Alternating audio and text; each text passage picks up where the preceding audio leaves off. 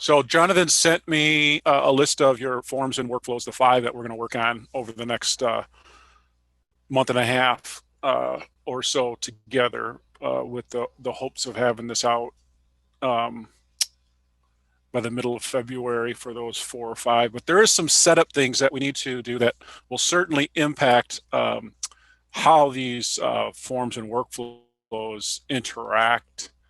And so part of those core integrations, one what that I believe you have set up is the email monitor, email reply. The other one is authentication, which is usually SSO. That looks like it's enabled as well. So I just wanted to confirm those two. Correct. Those two are currently set up. The third and fourth part of that, one of them is actually a corollary to the email replies, and that's the email monitor, because then you could build in appropriate rules for your email monitors to create tickets based on these new services and forms rather than creating just a general ticket. You could do one or the other. The one that is not done is the people import. So there is an immediate dependency, though, with all of this, and that dependency is having your accounts departments set up, because that is, while it's not a required field, it helps in so many ways, right? It won't create an account department. It will look at the existing account department list, right? So the name of the default account department for this user, the autofill into request forms, which is nice when selecting this user as a requester sponsor. It's also used on a lot of our workflow step assignment owners, right? So it's a required field on a ticket and on a project, even though it's not required when you're creating a user. I think it should be required here, but it's not. And if we look at your existing account departments, we have some in here. We have 20 some, I believe. No, we have 6. So typically, usually the low end is in the dozen, and the high end into the hundreds. It just depends. So the account department field, as I mentioned, is a required field on a ticket request, right, that's been submitted, as well as a project request and the project. And so even though it's not required on the user record, these existing account departments would be the only 6 that you could select from on a ticket. If we were trying to create a ticket right now, we would have to select from one of these 6 accounts departments, which is essentially telling us who this ticket's being done for, who the project is being done for. So my guess is that you need more accounts departments here, Yeah. right? Yeah. Especially when you add students and student records, right? Well, And so you might even have an account department of students.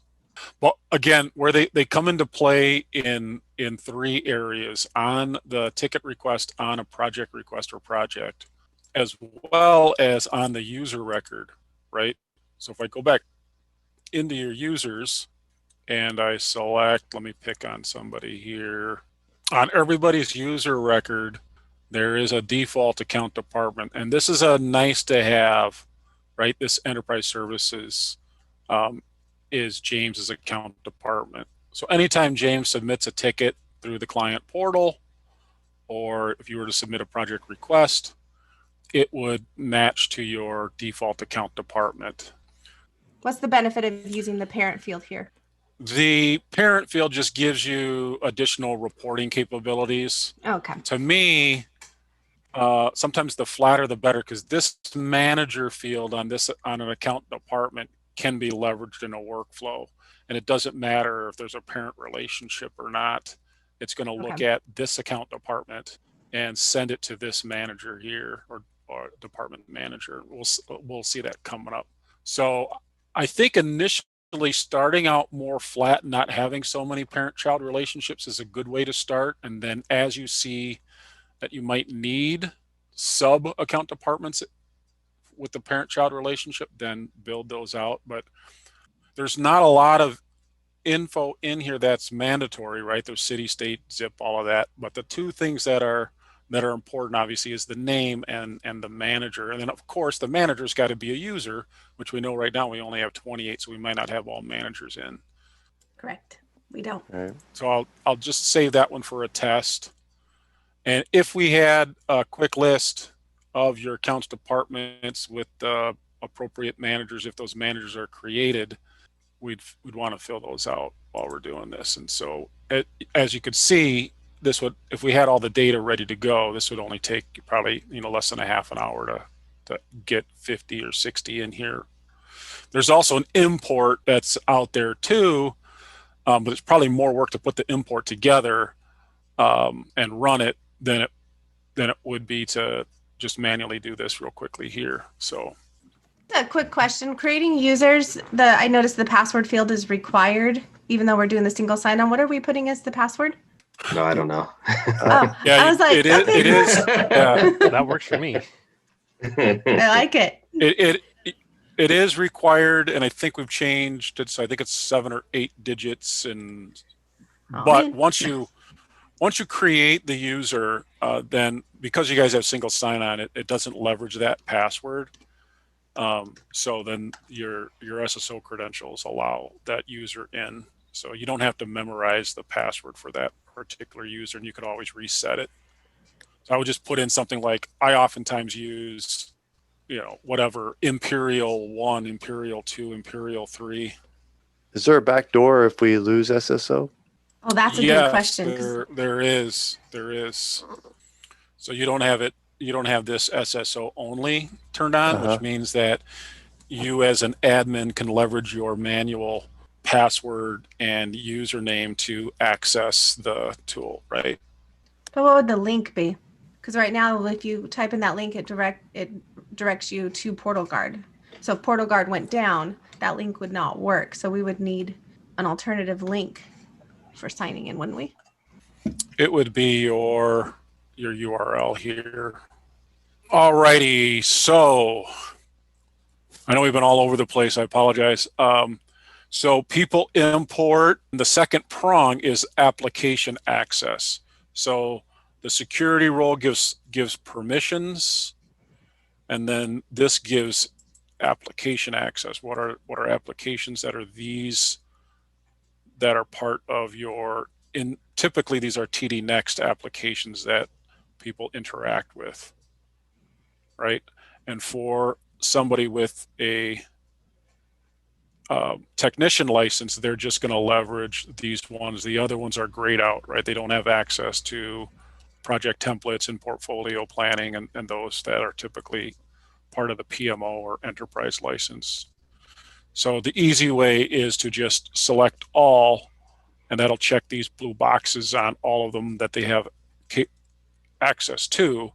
And then don't forget to give them a security role for these specific applications. The assets has a security role. The client portal has a security role. Facilities, if you want to leverage that, does. I think you need to create a secure. I think we created that one just as an example, but technician. So all of these have their own individual application security role on top of the global security role.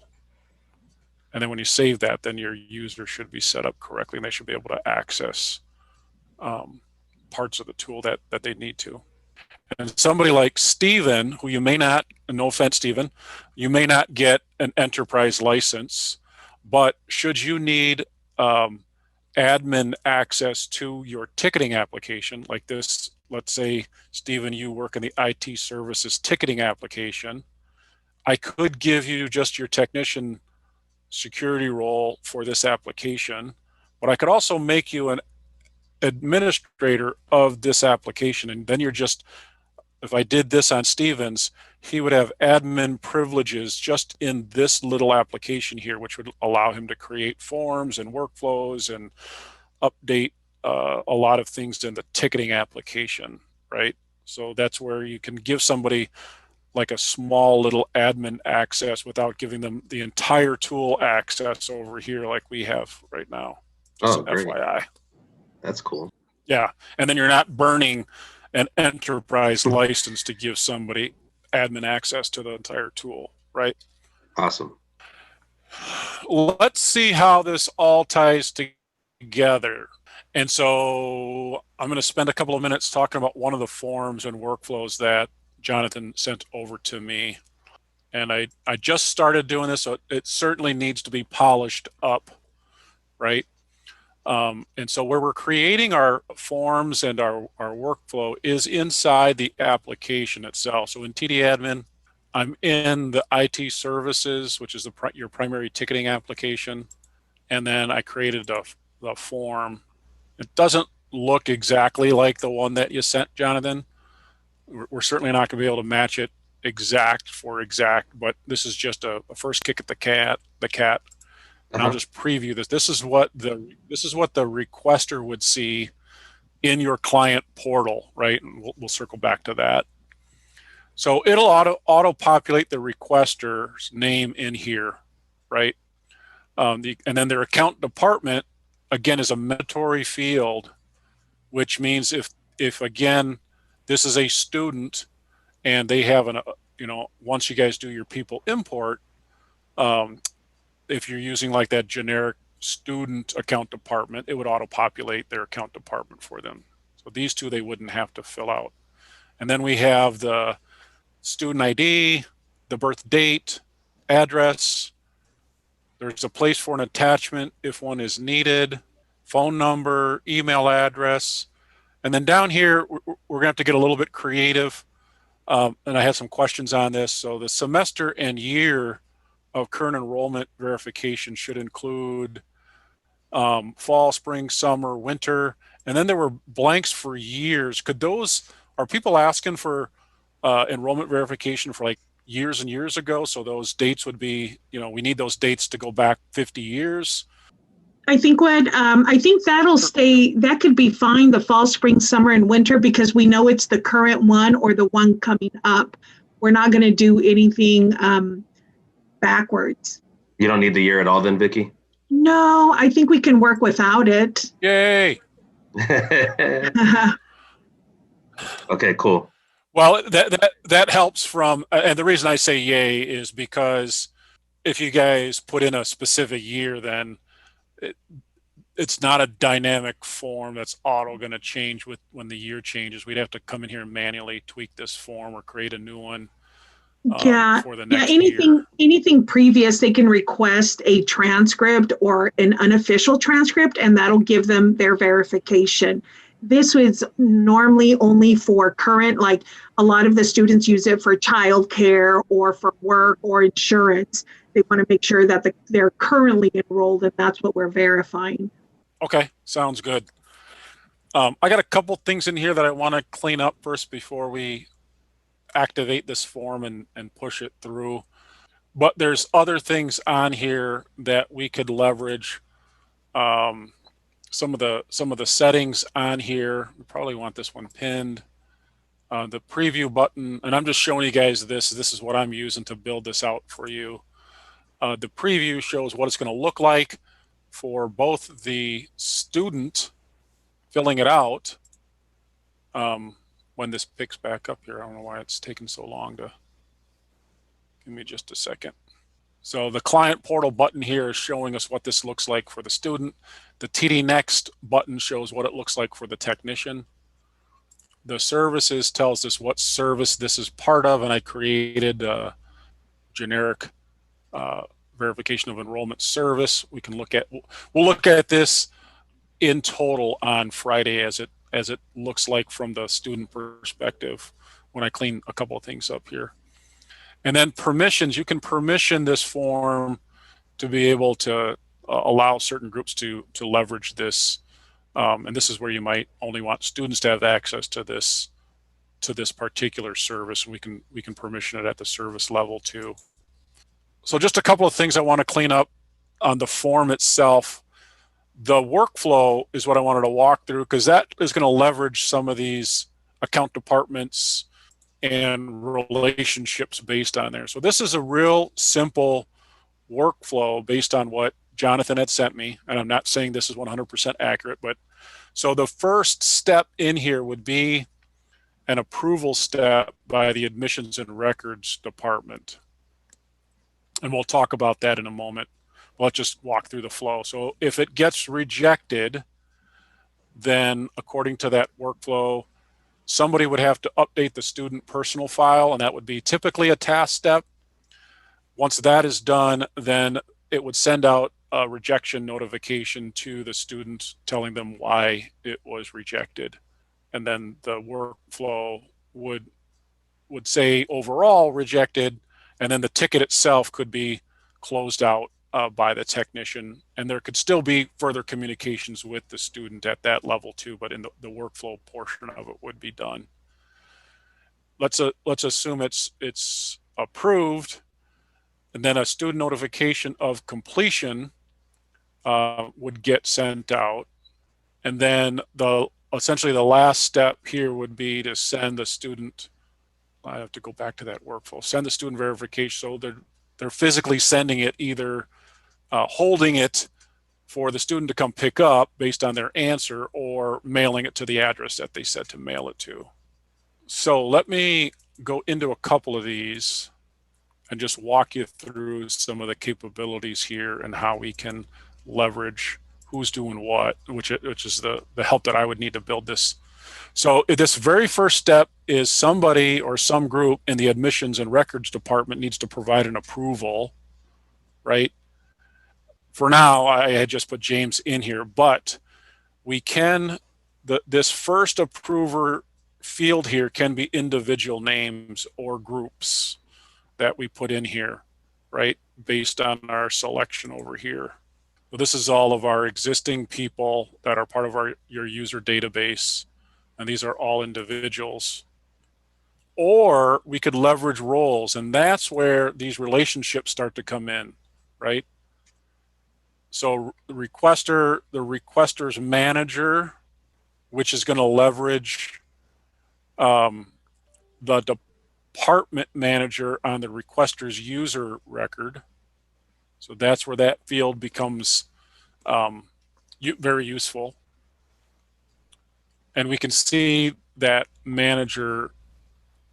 responsible manager, again, is going to use the manager of the department on the responsible's user record. Same thing, reviewers manager, all of those, that's where it's leveraging that manager field on the account department. And then there's also a department manager here, which is if the account department is different, then it will leverage this one here.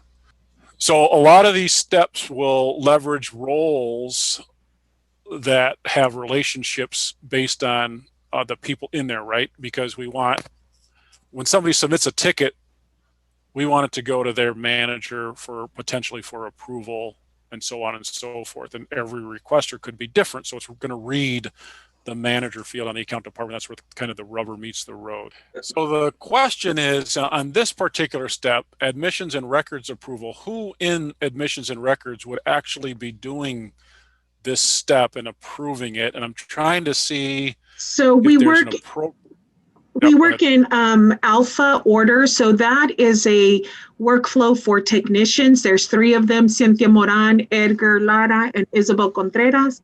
And depending on their alpha, so Isabel's A through F, and then Cynthia's G through N, and Edgar's O through Z. So if it could be based off alpha, that would be great. But if not, all 3 of them can receive it. They just check the alpha, and that's how they've been working other forms. Then in this case, what I think we would want to do is indeed leverage the approvers, because we don't have a perfect role down here that those 3 would fit in, right? They're not. Right. So what we'd want to do is we'd want to create, first of all, those 3 people would need to be users, right? Yeah, and they are. They are. Okay. I'm going to X out of here. What we'd want to do is create a group for those folks. And it might be, anytime you think of people, and we're in TD admin, we're in users and roles, and we're in groups. And I could create, this might be the group. Let's see who's in here. Yeah, Kind of. Yeah. Kind of. yeah, that would work. Is it an active group? Why is it not showing up in our approver? Let me double check to see if groups are no longer available to be approvers on there. That's no good. Otherwise, we'd have to put them in individually. Let me see here. Give me a second. Aha. Let me just see if this works. All right. Just as a question for this, Mark, for that particular way, of building out that form, if we wanted to have it go like A through F to a certain person and so on and so forth, is there like a radio button that we could put and say, hey, if what does your last name fall in, A through F, and then so on and so forth, and then whatever they pick, that can trigger where the document gets sent? There are potentially some automation rules that would, here's that A&R group now that we could leverage. So I think my answer is most likely there is an automation rule that could do what you're talking about. Okay. The caveat there that I would say to be worried about is getting single threaded. So let's say it picks one person and it fires it over to them to do an approval, and that person is out sick or on vacation or whatnot. Then you're single threaded. True. Whereas if it comes to this group, the correct person can go in and see, okay, this one's mine. And then the other two can be there potentially for backup, right? Yeah, it's true. Okay. So Thank you. I could do that now. I'm going to save this, and we'll conclude today's call. What we'll do on Friday is we'll continue to go through these steps and polish it up a little bit. We'll look at the form. I'll polish that up a little bit, and then we'll get a chance on Friday to look at what this looks like from your client portal, from the student's perspective, submitting it, and then also what the technician will look like when they receive the ticket and what it looks like going through. And then we can continue to tweak it as needed, right? Because sometimes the workflows and the forms and the fields and stuff just need some tweaking to it. Perfect. All right, Mark, Great. appreciate it. Thank you very much. Thank you. All right.